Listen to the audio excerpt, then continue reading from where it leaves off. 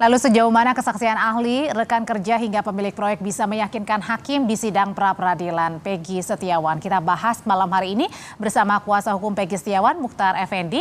Ada juga mantan Wakapolri, Komjen Purnawirawan Ugroseni yang hadir bersama kami di studio. Dan juga Guru Besar Hukum Pidana Universitas Jenderal Sudirman Purwokerto, Hipnu Nugroho. Selamat malam Pak Ugro, Prof. Hipnu. Ya, selamat malam juga Mas Mukhtar. Selamat malam, Mbak. Selamat malam, Prof. Selamat malam, Pak Bro.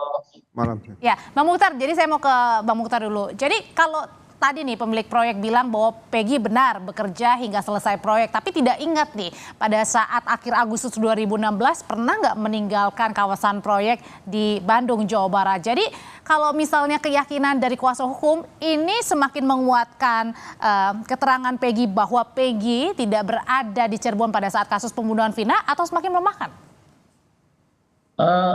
Baik, Mbak. Seluruh pertanyaan daripada pihak termohon, kami sangat memahaminya bahwa maksud dan tujuan daripada pertanyaan-pertanyaan tersebut adalah untuk melemahkan alibi Peggy Setiawan klien kami, kan itu. Sehingga mereka mendesak untuk meminta penjelasan baik dari pemilik rumah maupun daripada rekan-rekan sepekerjaannya seperti Suharsono atau Bondol, kemudian Robi, kan itu yang tadi dihadirkan ya. Yang tadi dihadirkan itu adalah Pak Agus Aceh, pemilik rumah dan istrinya. Kemudian Pak Suharsono atau Bondol dengan Dede Kurniawan. Jadi seluruhnya kami sangat memahami bahwa pertanyaan-pertanyaan itu diberikan untuk bagaimana caranya alibi Peggy Setiawan yang menyatakan bahwa berada di tempat kerjanya itu menjadi lemah, demikian. Oke, nah kemudian tapi dari lihat kuasa hukum sebenarnya itu semakin melemahkan alibi Peggy atau semakin menguatkan Peggy bahwa benar dirinya ada di Bandung, tidak di Cirebon saat pembunuhan Vina? Baik, justru menurut kami malah ini akan lebih menguatkan alibi Peggy, ya, bahwa pada saat kejadian atau peristiwa kejadian tanggal 27 Agustus 2016 itu Peggy betul-betul berada di Bandung. Walaupun pernyataan daripada saksi-saksi itu terbata-bata begitu, tidak lancar menyampaikannya. Karena mungkin kami sangat memahami bahwa psikis seseorang begitu dihadapkan di muka persidangan, walau bagaimanapun apalagi mereka, mohon maaf ya, orang biasa, orang sipil, itu ada rasa grogi lah gitu ya, karena memang tergantung atau terkait dengan SDM-nya begitu. Beda mungkin kalau mohon izin, kalau Prof. Hipnu, Pak Ugro dihadapkan di muka sidang tidak ada masalah kan gitu. Tetapi buat orang-orang seperti Bonol atau Suharsono, seperti Dede Kurniawan, seperti Pak Agus Aceh, seperti istrinya. Tapi Pak Agus itu tidak ingat tuh pada saat tanggal 26 kejadian itu benar ada di Bandung atau sempat pergi meninggalkan Bandung? Betul, betul. Pak Agus bahkan dengan istrinya pun menyampaikan seperti itu. Karena tadi dengan jelas dan gamblang, Pak Agus dan istrinya menyampaikan bahwa mereka tidak berhubungan langsung dengan pekerja, tetapi hubungannya dengan Pak Rudi, yaitu bapaknya Peggy. Ya, jadi baik masalah pekerjaan, masalah administrasi keuangan, mereka lurus hubungannya dengan Pak Rudi. Jadi tidak dengan pekerjanya langsung. Yang mereka tahu adalah, mohon maaf, bahwa pekerja dari Pak Rudi itu ada 8 orang, demikian. Kalau dari Pak Ugro sendiri melihatnya dari kejadian sidang dimulai dari hari Senin, Selasa hingga Rabu sudah mulai nih ya keluar saksi-saksi yang hari ini adalah dari kuasa hukumnya Peggy. Ini sebenarnya semakin menguatkan alibi Peggy bahwa dia bukan pelaku pembunuhan Vina atau semakin melemahkan? Ya kalau kita lihat ini kan hanya sidang alibi. Kalau sidang pra-peradilan biasanya berkaitan dengan kasus pokoknya saja. Kalau alibi nanti untuk apa pra-peradilan? Ini hanya kaitan dengan penangkapan mungkin tidak sah. Kemudian dilanjutkan penahanan. Jadi bagi saya sebetulnya kalau kuat sekali adalah BAP keluarga Peggy di awal. Waktu polisi sudah datang ke rumahnya itu, diperiksa nggak keluarganya. Maksudnya ada nggak Peggy datang dan sebagainya. Itu dari awal, karena dari awal tidak jelas sehingga hanya dibuatkan DPO. DPO itu juga siapa yang disebutkan, Peggy tapi ada alias yang lain. Kemudian foto tidak ada. Dan sebelum menjadikan DPO, biasanya kan diperiksa dulu sebagai tersangka. Tersangka dipanggil berapa kali, 3 kali nggak hadir, baru dibuatkan DPO. Dan ini langsung ditetapkan maksudnya sebagai tersangka tanpa Iya, ditanyakan harusnya dulu. dibuktikan bahwa ini benar Peggy itu berangkat dari DPO waktu berkas di awal. Tapi kalau tadi kemarin itu polisi bilang bahwa dari hasil pendetekan wajah 90% Peggy Setiawan itu adalah ya teridentifikasi begitu? Ya sekarang dibuktikan Peggy Setiawan yang mana? Sekarang kan yang penting kan alat bukti. Kalau namanya Peggy Setiawan yang A, Peggy Setiawan B ya ditemukan wajahnya seperti itu kan gitu. Sekarang untuk menentukan bahwa penangkapan Peggy yang di Bandung ini kan alibi saja nih. Bahwa Peggy ada di Bandung, ada mungkin lupa dan sebagainya. Kalau misalnya katakanlah Peggy sedang keluar makan 2 jam atau 3 jam misalnya kan nggak mungkin jarak Bandung ke Cirebon berapa lama. Yang jelas pada saat Peggy datang misalnya Peggy yang pelakunya ini, begitu dia berbuat di rumah dan polisi sudah datang mengambil sepeda motor dan sebagainya, keluarganya diperiksa, Peggy datang enggak? Di situ saya sudah Sempat diperiksa kalau tidak salah kan? keluarganya Sempat nggak ada yang didatangi. diperiksa di situ, Oke. hanya diambil sepeda motornya 2. Oh oke. Nah Pak Ugro, tapi kemudian kan pada saat berarti artinya dipertanyakan adalah memang 90% wajahnya Peggy, tapi Peggy Setiawan benarkah ini Ya, itu DPO-nya pembunuhnya itu yang masih tanda tanya? Iya betul, kalau saya DPO-nya yang asli dulu waktu di berkas perkara ada nggak? Sehingga ciri-ciri alamatnya dan sebagainya ini harus dibuktikan di situ. Membuat DPO itu bukan hal yang gampang, sulit gitu loh. Jadi menjadi berkas itu kan juga sama dengan membuat skripsi kan di situ. Dan pertanyaan juga pada saat kalau tidak salah Saka Tatal bilang DPO yang dulu kayaknya rambutnya lurus ya kalau nggak salah. Ya harus disebutkan rambut lurus atau rambutnya ada bergelombang dan sebagainya itu harus disebutkan. Matanya coklat atau hitam atau biru dan sebagainya harus disebutkan. Oke, Prof Hipnu, kalau misalnya melihat persidangan sampai dengan saat ini, itu melihatnya gimana, Prof? Benarkah kemudian penetapan Peggy ini sebagai tersangka pembunuhan Vina sudah sesuai prosedur dan benar juga kalau Peggy ini adalah pelakunya? Jadi gini Mbak, ini menarik sekali. Semenjak tahun 2016, peraturan Mahkamah Agung itu menentukan bahwa pra-peradilan itu hanya berdasarkan pada segi formil. Tapi kali ini mau tidak mau persidangan formil terasa material. Nah, itu. Kenapa? Karena saksi-saksi diperiksa. Itu yang pertama. Jadi setelah baru kali ini saya melihatnya ini. Peggy ini yang membawa suatu persidangan pra-peradilan memeriksa saksi sampai mendalam pertanyaan-pertanyaan secara komprehensif. Harusnya itu ada di sidang ya? Ya, harusnya di sidang material. Tapi ini sudah pemeriksaan seperti material. Nah, itu yang pertama, Mbak. Yang kedua, pendekatan pembuktian antara pemohon dan termohon itu suatu yang berbeda. Kalau Pak Muchtar, pemohon, itu pendekatan secara sosiologis empiris. Di mana pekerjaannya, siapa, orang tuanya, jam berapa. Tapi dari Polda, saya melihatnya pendekatan dengan saintifik. Kemarin disampaikan adalah DNA. DNA-nya sama. Kemudian sidik jari. Sidik jari itu istilahnya kalau daktiloskopi. Sidik jari itu kalau kita lihat itu 2 juta orang baru sama, Mbak. Ini kekuasaan Tuhan yang Maha Kuasa. Pertanyaannya, sidik jari kalau kita orang luar, sidik jari kapan? Betul, itu saintifik, betul tadi. Kan sudah 8 tahun yang lalu, berarti 8 tahun sudah ada sidik jarinya. Lah itu sidik jari siapa? Pembandingnya siapa? Ini itu harus dibuktikan di pra-peradilan? Ya kemarin kan dibacakan bahwa si Peggy adalah betul sidik jarinya adalah identik. Kalau foto sih mungkin bisa rekayasa, bisa sama. Tapi kalau dalam suatu pembuktian, Mbak, saintifik itu hanya 2 yang akurat. 1 sidik jari, 2 DNA. Nah, DNA ini memang perlu juga cek darahnya. Sekarang pertanyaannya bagaimana mengeceknya?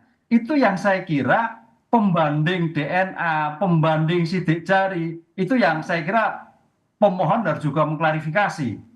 Karena ilmu itu ilmu saintifik. Cuma pertanyaannya pembandingannya seperti apa?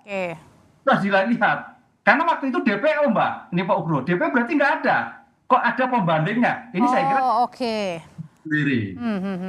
Oke. Nah, kemudian saya kembali lagi ke Bang Muchtar. Bang Muchtar, ini kan kalau tidak salah ya yang didapat seharusnya ada Liga Akbar juga ya? Betul yang harusnya bersaksi hari ini? Enggak. Begini, Mbak. Saya izin meluruskan dulu ya. Mohon izin, Prof. Mohon izin, Pak Ugro. Pertama, kenapa kita menghadirkan saksi alibi? artinya saksi yang satu pekerjaan dengan Peggy. Karena di tahun 2016, tepatnya tanggal 31 Agustus, memang betul pada saat itu ada polisi yang ke rumahnya ibunya Peggy, ya kan, menggeledah, kemudian membawa 2 unit motor yang salah satu diantaranya adalah motor yang dalam keadaan rusak.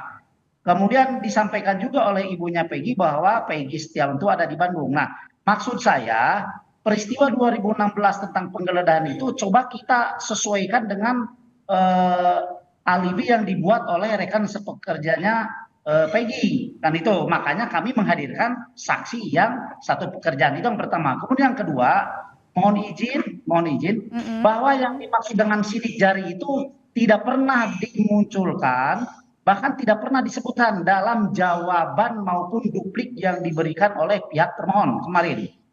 Justru kami menunggu-nunggu, kalaupun memang pihak kepolisian daerah Jawa Barat mempunyai bukti, maka kami menantang mereka untuk buktikan alat bukti itu atau barang bukti itu di mana di dalamnya ada sidik jari Peggy Setiawan.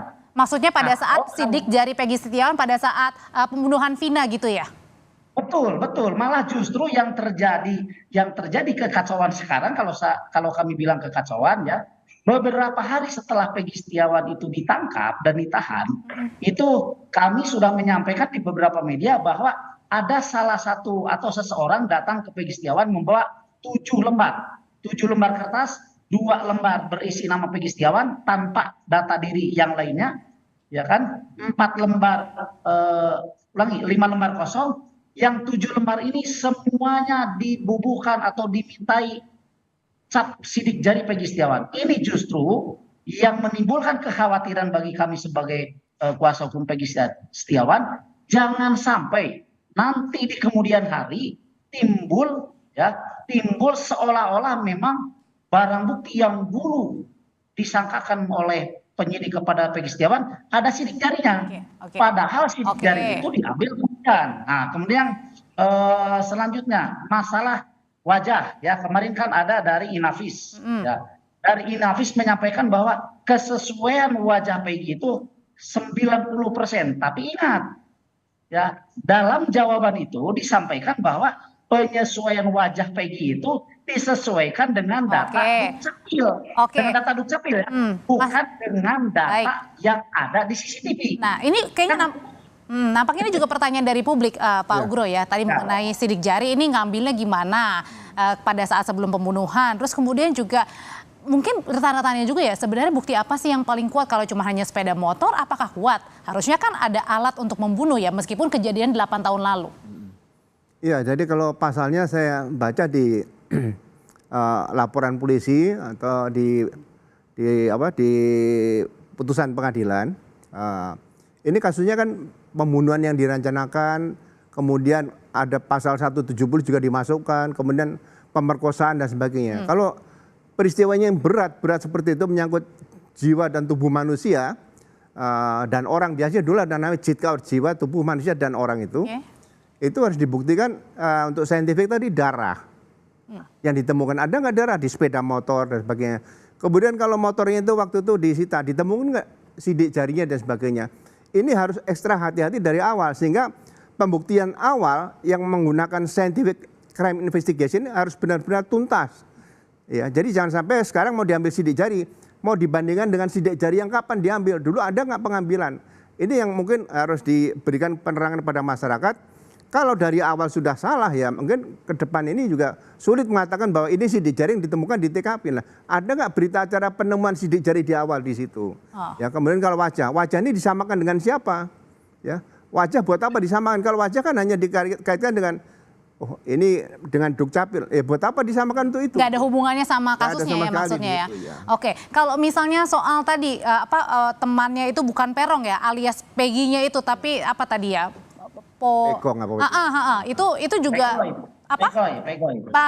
Itu menguatkan atau sebenarnya itu nggak ada sedikit-sedikit inilah. Ya kalau dikaitkan dengan kasus pembunuhan sendiri dan penganiayaan dan sebagainya tadi, pemerkosaan ya, buat apa seperti itu ditanyakan? Kita kan membutuhkan apa yang mungkin ditinggalkan di TKP. TKP itu kan crime scene yang harus benar-benar dijaga, dirawat gitu loh. Makanya saya bilang dari awal, Peggy ini yang sekarang ditahan ini pernah nggak dulu diperiksa sebagai tersangka itu? Oke, saya kembali lagi kalau gitu ke Prof Hipnu. Prof, besok kan giliran kita mendengarkan ya saksi dari pihak termohon, dalam hal ini adalah polisi begitu. Perlu nggak sih ini didatangkan Ibtu Rudiana sebagai pihak pelapor pada saat itu dalam kasus pembunuhan Vina Eki? Ya, karena ini sebagai bentuk peradilan tadakan semi formil secara material, ya biar imbang harus dihadirkan. Walaupun dihadirkan ini bukan materi loh, dihadirkan menanyakan bagaimana tindakan Pak Rudi ketika itu dilakukan. Apa yang dilakukan? Jadi belum masuk pokok materi detail, tapi karena penyidik itu kan apa tindakan penyidik? Mencari, mengumpulkan barang bukti guna menentukan tersangka. Langkah itulah saya kira yang harus ditanyakan pada Rudiana. Oke, ini pemanggilan ayah Eki ini sebagai seorang anggota polisi atau sebagai ayah Eki? Sebagai anggota polisi, karena waktu itu kan memindahkan yang melakukan. Oke. Itu yang turut melakukan, yang harusnya tidak boleh. Apalagi informasi awal kan bukan bidangnya, tapi melakukan malah itu. Bidangnya narkoba, melakukan malah satu kriminal umum. Ini yang saya kira tindakan apa yang dilakukan. Ini saya kira penting. Karena pra peradilan, kita kembali belum masuk pokok perkara, itu adalah menguji bagaimana pengambilan data, pengambilan informasi, mengambil data, penyitaan dan sebagainya. Sehingga itu langkah itu kalau betul, ya insya Allah betul. Kalau salah, berpotensi sesat. Gitu. Kalau misalnya sejauh ini dari kualitas saksi-saksi yang dihadirkan, ini apakah bisa meyakinkan hakim? Belum. Karena ini jauh dari belum. Ya, agak chaos juga. Makanya tadi saya katakan tadi Pak Ugro tadi bahwa saintifik ini kelihatannya saintifik bukan tahun lalu. Ini loh, ini harus hati-hati. Betul pendekatan saintifik, tapi apakah 8 tahun yang lalu? Kalau sidik jari pasti hilang. Istilahnya kalau dalam kriminalistik kan sidik jari laten. Itu sulitnya bukan main untuk mendeteksi, seminggu aja sulit, apalagi 8 tahun. Nah, ini bagaimana menyimpulkan sampai identik sekian? Foto, kalau foto sih saya kadang-kadang agak kurang pas, tapi oke lah. DNA itu cukup butuh waktu lama. Nah, inilah saya kira, karena dalam peradilan ini kuncinya dulu adalah Peggy itu betul atau tidak. Kalau itu salah, semuanya rontok. Kalau itu betul, tinggal pada tahapan kedua. Bagaimana penentuan tersangka, buktinya bagaimana, dan sebagainya. Jadi peradilan ini fokus 80% itu menyatakan Peggy itu tersangka atau bukan. Oke. Ya, Pak Ugro, kalau gitu, kalau besok untuk dapat meyakinkan lagi, punya kesempatan dari pihak polisi, apakah perlu Ibtu Rudiana dihadirkan? Sekarang kalau mau dihadirkan kan, ini hanya berkaitan dengan pra-peradilan penangkapan, penahanan, sah atau tidak di situ kan, bukan berkaitan dengan penghentian atau ganti rugi dan sebagainya, atau alat bukti yang tidak sesuai. Jadi bagi saya berawal dari peristiwa, kemudian peristiwa tanggal 27, ya kan? Saya baca di situ Pak Ibtu Rudi membuat laporan tanggal 31. Kenapa laporan polisi itu kan biasanya ditulis pada hari ini? Tapi kalau peristiwa tanggal 27 dilaporkan tanggal 31, berarti kan laporan polisinya pada hari itu, bukan pada hari ini. Ini juga aneh gitu loh bagi saya. Jadi kalau pemeriksaan propam seharusnya jeli, kenapa sebagai orang tua yang anak jadi korban tanggal 27 baru melaporkan tanggal 31. Apakah karena waktu itu dibilangnya ini kecelakaan? Ya, kecelakaan atau tidak, tapi dilaporkan awal harusnya tanggal 27 itu. Nah, kemudian masalah orang kalau mau diidentifikasi. Saya membayangkan saja kalau misalnya ada Peggy ini punya saudara kembar, bagaimana membuktikannya? Dari kembar A dan kembar B ini. Pelakunya siapa kalau misalnya pelaku nih? Kita menemukan pelaku pakai apa? Ini kan lebih sulit lagi, makanya kembali lagi dari awal TKP, semua barang bukti yang ditemukan harus disimpan kemudian diperiksa secara scientific crime investigation. Ini yang penting. Biar tidak ada pertanyaan publik ya seperti kasus karena kalau Vina ini. Sama anak kembar, nggak mungkin sidik jarinya sama. Baik. Di situ. Ini apa tantangan ke depan, pengetahuan bagi masyarakat juga bahwa ternyata penegak hukum itu tidak gampang. Makanya dari dulu saya tahu polisi tidak bisa digantikan mesin, tapi kalau dibantu mesin masih bisa. Pak Ugro, terima kasih untuk pandangannya. Prof Hipnu, terima kasih. Bang Muhtar, terima kasih. Sehat selalu, Bapak-bapak. Ya, walaupun